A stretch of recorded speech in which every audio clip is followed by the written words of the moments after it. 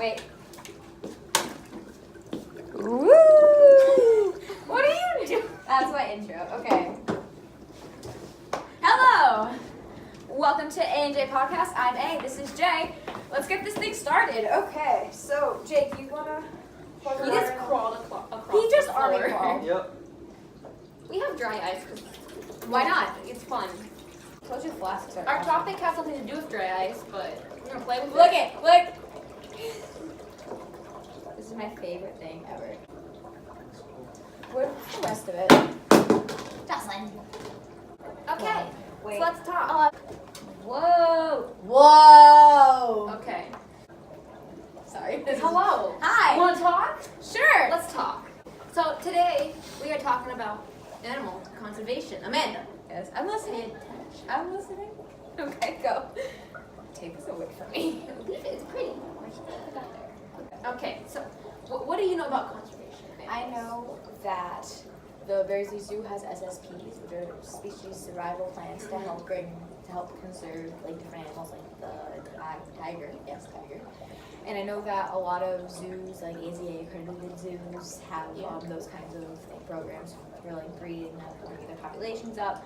And I know that there's a lot of areas that are like protected for specific animals. Okay.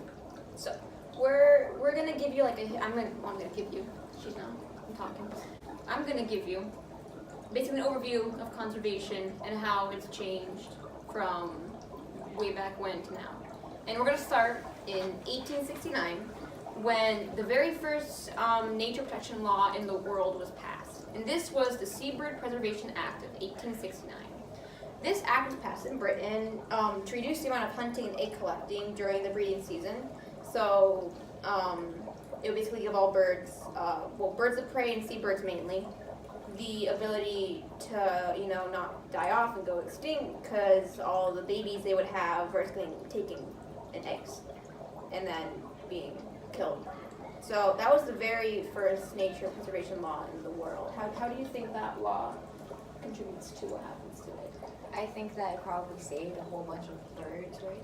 So they probably saved a bunch of birds that were going extinct, and there's probably not as many like people who use like bird feathers or stuff like actual ones for not because of that law or something like that. Yeah. Okay, and then the next law was 26 years later. I'm not positive on that number because I can't do math, but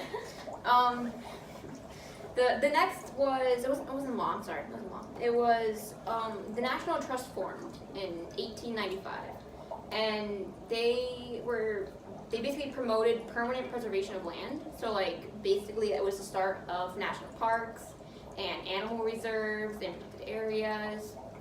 But on May 1st, 1899, the trust purchased 2 acres of land and established the first nature reserve in Britain. I don't know if it's the first in the world. Might have not been, but it was in Britain. And the member Charles Rothschild donated the money for this, and he later on to establish many more reserves. And in 1912, he set up the Society for the Promotion of Nature Reserves. The Society for the Promotion of Nature Reserves, that should be abbreviated somehow, later went on to become the Wildlife Trust Partnership. Where's the rest of it? Because that's going out. Where's it? No, oh my gosh. Amanda, you like your eyes too much. You're obsessed. Sure. Okay, go. Oh my gosh. Okay. We're now Oh, keep going. I'm trying. Sorry. We're now forwarding to like 1937,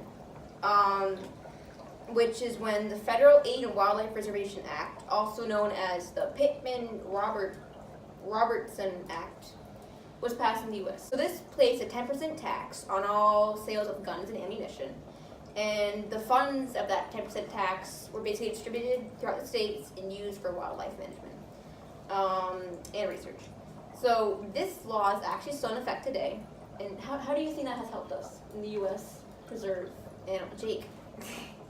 So, like, a lot of people own guns. It's not as uncommon as one would think. And, so, like, I think the fact that a lot of people buy guns and ammunition, like, it puts a lot of money towards, like, what wildlife reservations.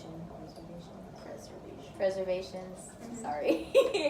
But it puts a lot of money towards those things that are very important, like saving the animals and like people who use the guns to like not use the guns, but like actually use the guns to like shoot those kinds of animals that are also kind of like, in a way, it's like if you buy that kind of stuff, you're also helping animals no matter like, what you're doing with the gun. So it's like you're getting food for yourself by hunting or a nice trophy, but you're also contributing to the preservation of other animal species.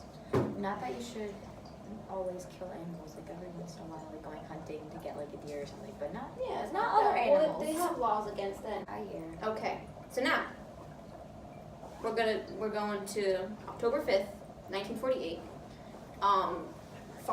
Fontainebleau, France. This is where the IUCN, the International Union for Conventions of Nature, was founded. If you've heard of it, like the IUCN Red List of like all the endangered animals that they have like information on. But this was the very first global environmental union, and it brought together government and civil society organizations with the shared goal of protecting nature. And it aimed to encourage international cooperation as well as provide scientific knowledge and tools to guide the actions of conservation. So it basically held that like guidelines and tools for the government and for like groups who were there to help out conservation efforts.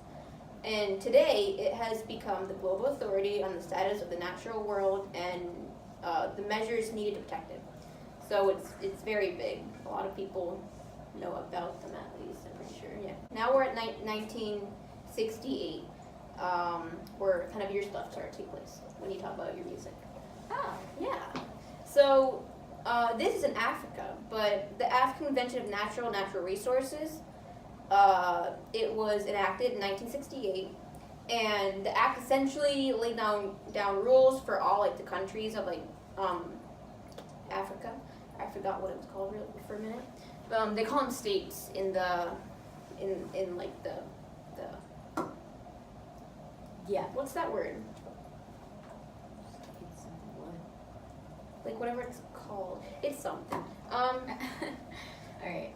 But it laid down rules for basically guarding the soil, water, flora, and fauna, which is animals and plants we don't know, and how to protect them and conserve them. So some rules were the same for some countries, some were different. It kind of like varied a little bit for some because obviously not all animals found in Africa live in every country.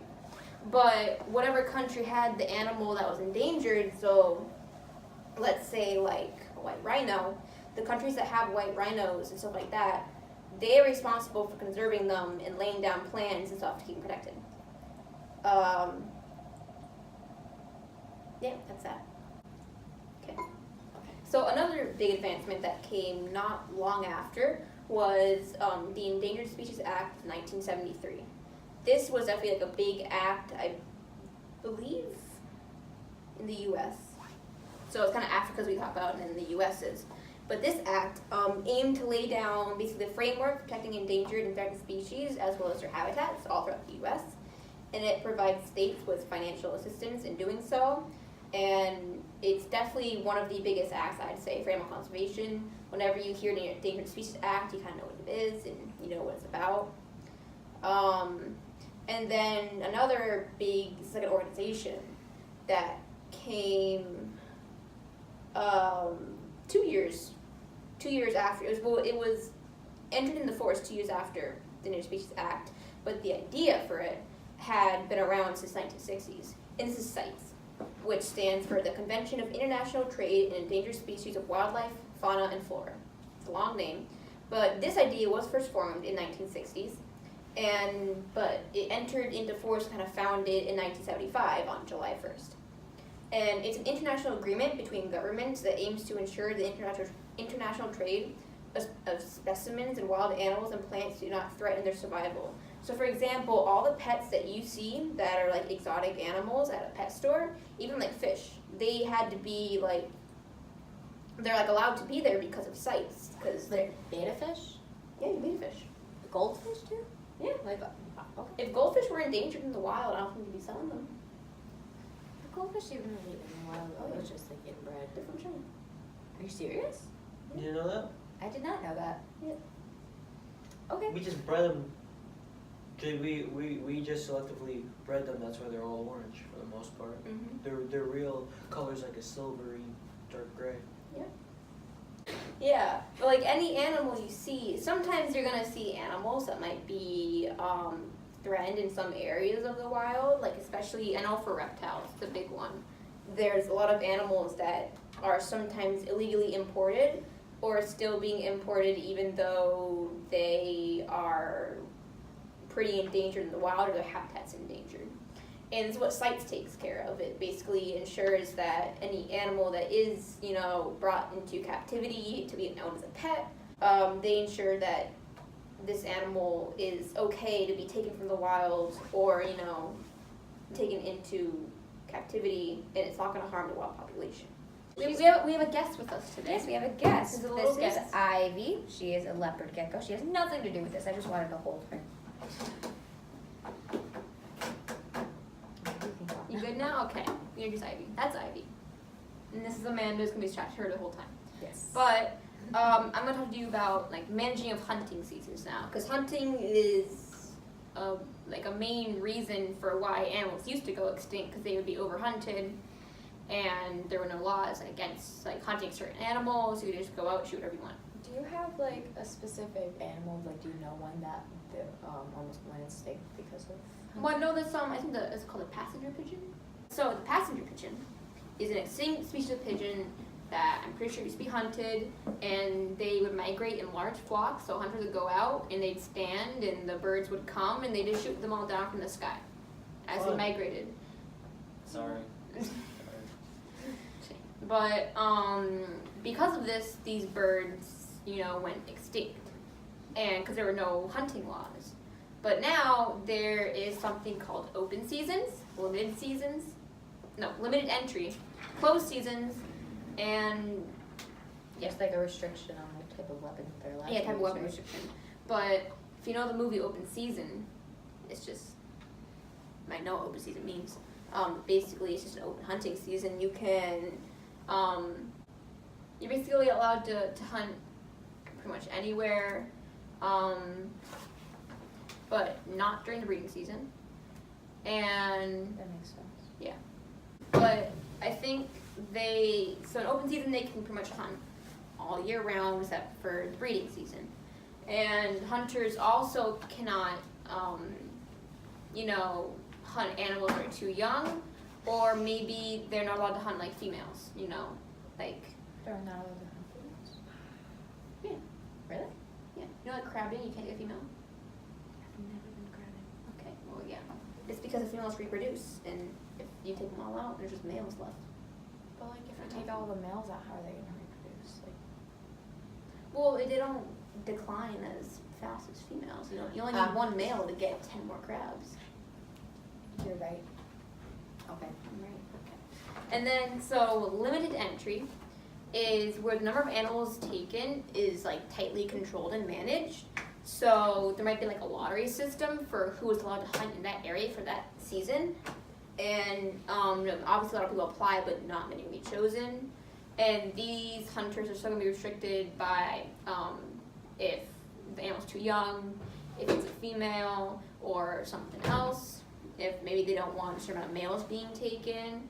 And also, there's usually a very small number that you can take. And then there's a closed season. It's the closed season with wildlife is protected from hunting, and it's usually during the breeding season. So, open season and then the closed season. And this season is enforced by laws, and any hunting during this season can be punishable by law and is termed as illegal hunting. And they're probably gonna get a fine. I don't know if they go to jail. They probably can't go to jail. They probably won't be able to go back to the place that they were hunting. Yeah, it's almost like if they poaching. have a gun, Mhm. regular thing or a permit, they could probably get suspended. And types of weapons used.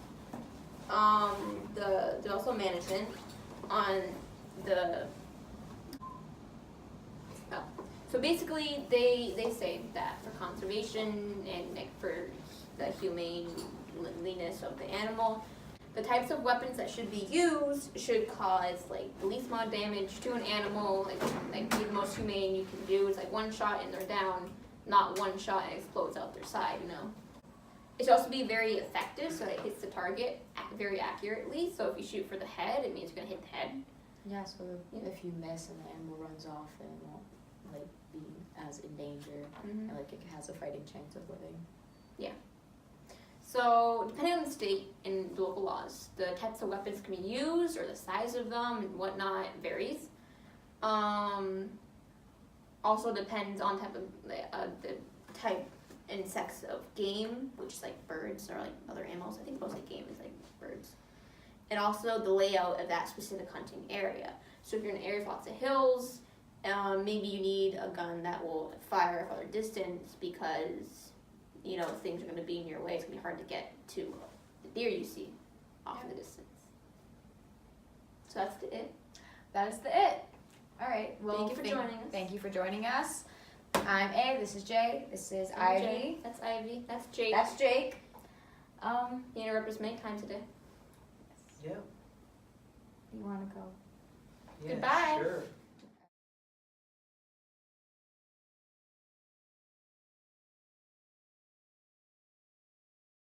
Where'd the glove go? 'Cause I On the really, floor. I So don't- moved it. I don't want to hurt my hand. I just thought, like, what would you do if you took like a 10-pound block of dry ice and just dropped it in like a pond or something? People put in pools. Yeah, have you never seen David Dobrik? Like a big, like a bigger Where's vine. the? Like a Where's pond's it? not that big, but Where's the still. glove go? It's over there. Oh yeah, because someone threw it. Cause it's not supposed to be on the table. It's Jake, my fault. Yeah, I wish I had my gloves because I want to put some of. No, I'm gonna use paper. No, I'm gonna use our pads. What are you doing? Plop. Oh my gosh. What are you doing? You're gonna hurt yourself. I'm not gonna hurt myself. I have a. The paper's not gonna do much. Go, put it in. Not that one. Oh. Okay. Do we have more? No. Okay. We can continue now. Okay. Jake, Jake. stop! There's like a little drip left. It doesn't matter. You can drink that from the water. Jake really wants to drink this. He has problems. Amanda. Look at it! Stop! You're gonna make it fall! Leave it be. Okay. If it falls. Ignore it. I'm gonna move it. I'm like a mom parenting children right now. Yes, okay, keep going. Okay. So now, Jake! Hello. Jake! Okay. that has helped us in the U.S. preserve animal. Jake. Oh, that's right. Okay. As uncommon as you would think. And, Jake, stop making noise! Just moving. So leave the gecko. Oh my god. I just Go wanna see the sit over gecko. there! I just wanted to see the gecko, you know. That makes noise. This is Animal abuse. Shh. She's okay. Wait, Thanks, Jake, what are you doing? He's bored. Yeah. You're supposed to be My working on your ADHD project. is kicking in, so You're supposed to be working on your project. I'm almost done. Go work on it. Okay. I feel like a mom. Okay.